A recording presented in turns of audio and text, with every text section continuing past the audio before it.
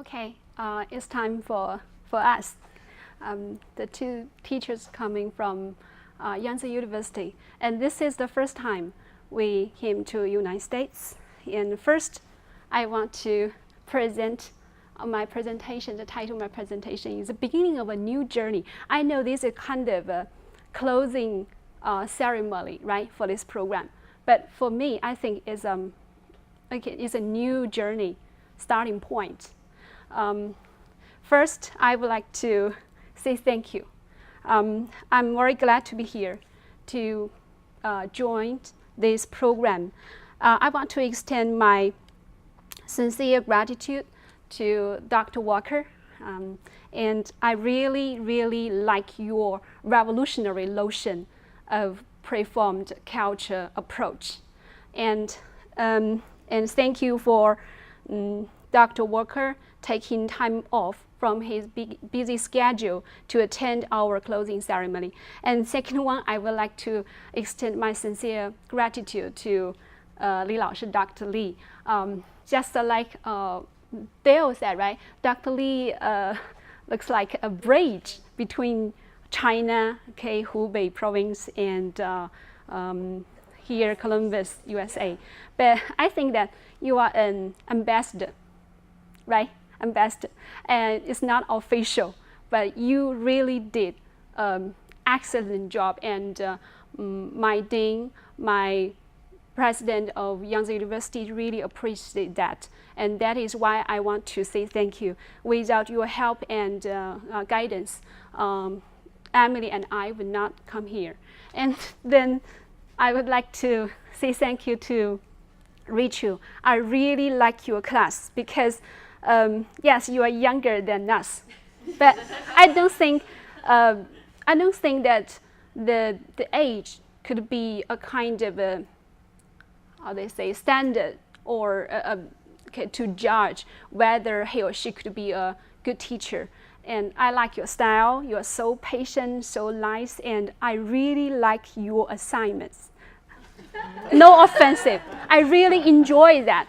You know, I graduated from university many years ago and always dream coming back to university to have maybe a second time to receive education. So I cherish this chance, and I, of course, struggling with all the assignments you give. I know it's hard to reach your standard, maybe not that perfect, but I think that I make progress. I still remember the first time on my exercise is PWS, right? PWR.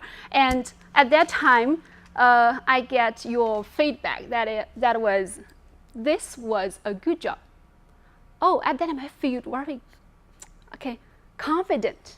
But the next week, Pat told us, when your teachers said you did a good job, that means you just finished it. Oh my God. So, and you know, but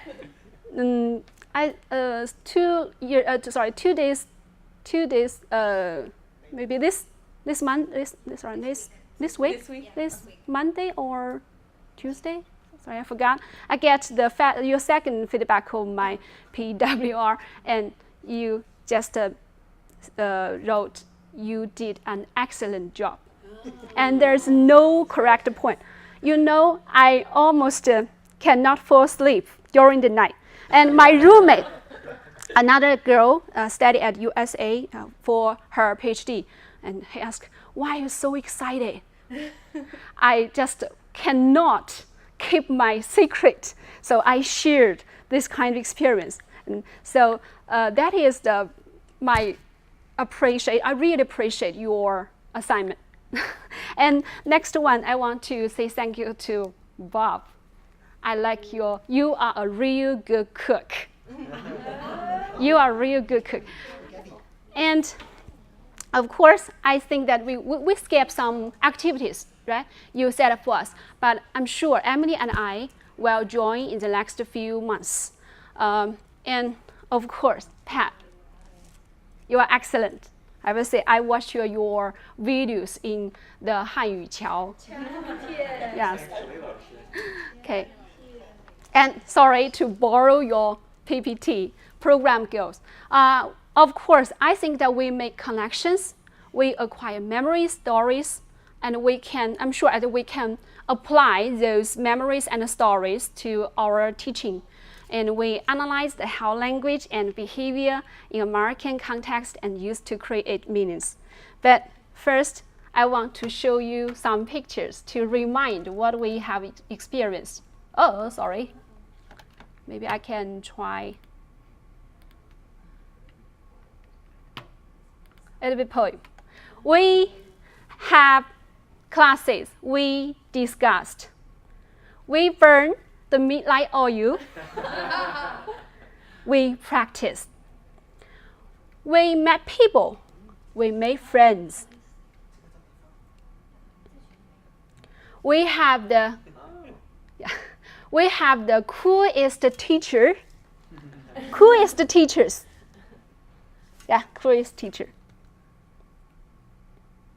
And we have the wonderful moment. We observe and we explore. We walk out of our comfort zone and we benefit a lot.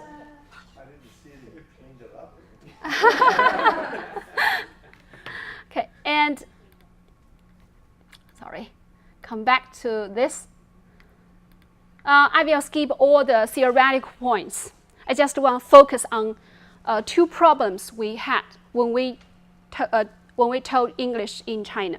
Actually, I think that joining this kind of program is a problem-solving process because we had problems unsolved.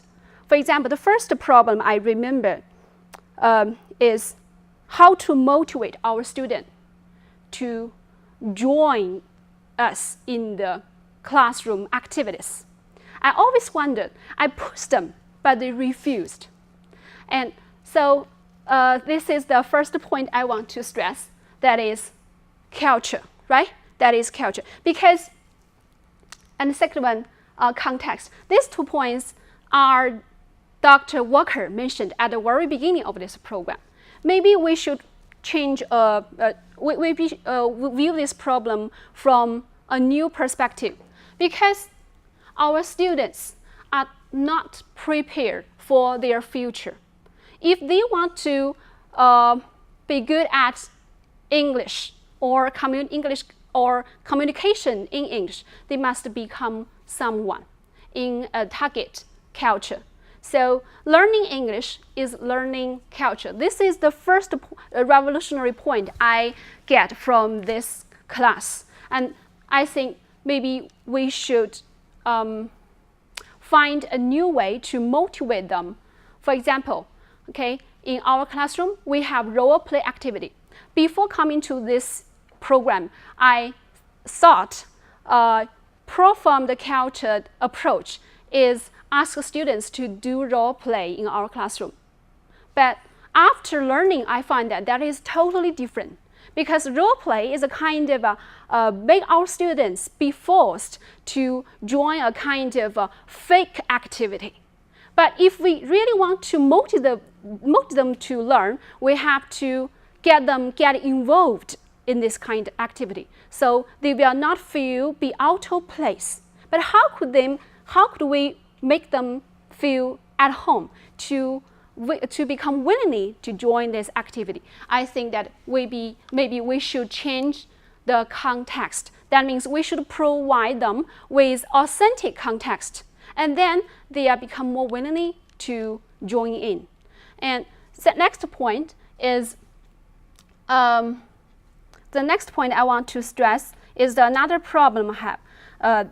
That is, try to get out of your comfort zone. I just mentioned that because actually I always be in my comfort zone and become reluctant to get out of my comfort zone. But thanks to Rachel's creative exercise assignment, I had to walk out of a comfort zone. I still remember the day when she gave us an assignment about conduct a kind of a survey, right, about the difference between American culture and Chinese culture. Emily and I had to walk out of our townhouse to go to the street and do the interview. You know, it was really challenging for us, but thank God we finished.